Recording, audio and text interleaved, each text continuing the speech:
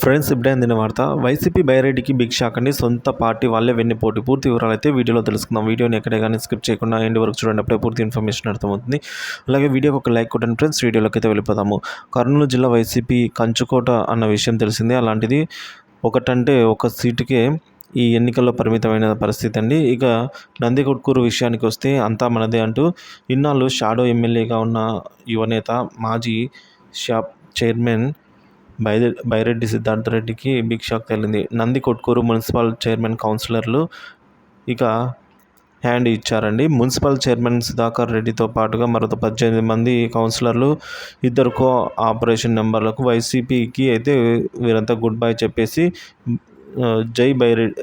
జైరెడ్డి రాజశేఖర రెడ్డి సమక్షంలో అయితే టీడీపీలో చేరారు.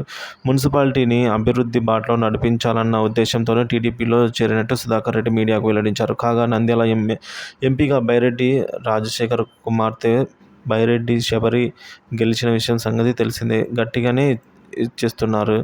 సొంత నియోజకవర్గంలో లీడర్లను నిలబెట్టుకోలేని బైరెడ్డి గురించి వైసీపీ ఎంత బిల్డప్ ఇచ్చిందబ్బా అంటూ సోషల్ మీడియాలో పెద్ద ఎత్తున సెటైర్లు అయితే పేలుతున్నాయి. ఎంతలా అంటే యువనేత రాష్ట్రమంతా తిరిగి ప్రచారం చేసిన ఉడుకు రక్తం బైరెడ్డి అంటే లెక్క వేరేలే.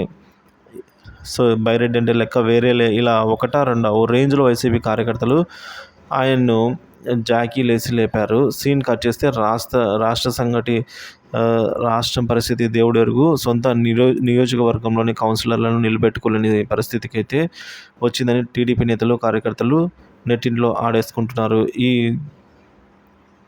ఈ చేరికల వ్యవహారంపై బైరెడ్డి నుంచి ఎలాంటి రియాక్షన్ వస్తుందో అనేది మరి చూడవలసిన అంశం.